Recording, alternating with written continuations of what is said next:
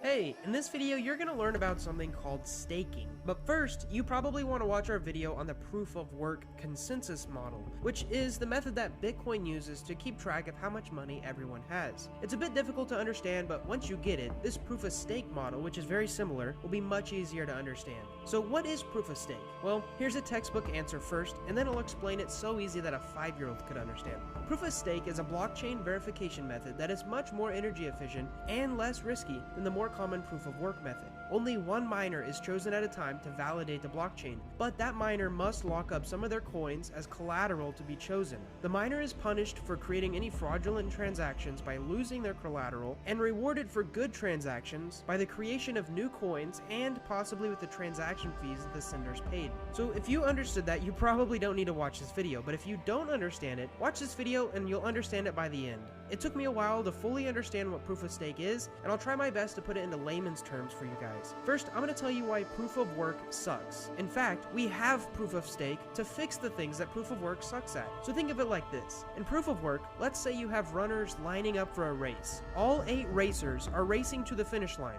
but you have some racers that have an advantage given the amount of resources they have. Kind of like they have stronger legs, or they weigh less, or they've trained longer. Even though all racers get to the finish line eventually, only one person wins and they get the reward, which might be a shiny Bitcoin, while the other runners still had to run down the track. And those who didn't win essentially wasted their energy for no reward. And with proof of stake, all the runners would line up at the starting line, and then only a single racer would be selected based on a few factors, which we'll talk about here soon. This way, we don't waste electricity or energy, and nobody runs without getting a reward. When it comes to coins that use proof of work, like Bitcoin, many large mining companies compete to solve a block's reward the fastest. Proof of work also isn't fair to the DIY miners who don't have access to very powerful machines or supercomputers that can win the puzzle-solving task the quickest. With cryptocurrencies, we want there to be lots of miners so that the coin is truly decentralized and so that the blockchain is safe. If those large mining companies join together, they could actually start making fake transactions because the blockchain is a majority vote. If they get even 51%, you can kiss your Bitcoins goodbye.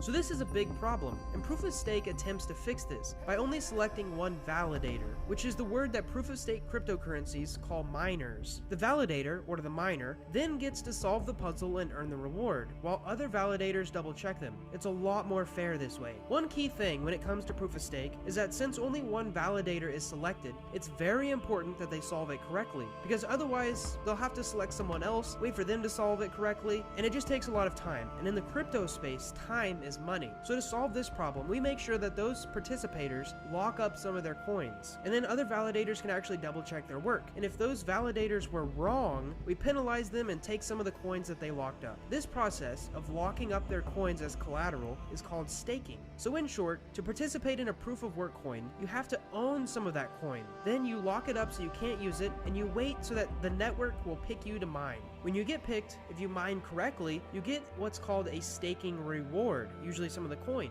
And if you mine incorrectly, you actually get penalized and lose some of the coin that you initially locked up. Moving on, the way that we select who gets to be the validator is important too, because in many cases, proof of stake coins will bias those who are staking the most coins, because they have the most to lose. But sometimes we also calculate in how long they have been locking up those coins, because if they have them and they haven't lost them, they're probably making lots of good calculations. If we only select them based on the age of their stake though, or who has the most stake, we would probably also secretly be biasing the big and rich mining facilities again. And to solve this, we also add in a bit of a random number picker. And I'm not going to go much into that in this video because honestly, I'm not completely sure about it either. But it is a factor in the validator selection process. So now you might understand there's a good incentive for validators to correctly verify the blockchain and a good selection process to reduce energy waste. And I hope this clears things up a little bit. If it did, please leave a like below because it helps our channel grow. It takes a lot of time to research, narrate, animate, and promote videos like this. And if it doesn't clear things up, leave a comment below and let us know what's confusing so maybe we can break it down even further in a future video. But now that you kind of know how it works, let's go over the risks and rewards. So there's a few risks when it comes to staking your cryptocurrency. Risk number 1 is that there's something called the locking period. When you go to stake your coin, it'll be moved into what is called a locked state. And during this time, you will not be able to move your coins. You can't send them and you can't cash them out. Sometimes you have to lock them up for a certain amount of time, like maybe a month minimum, all the way up to a year.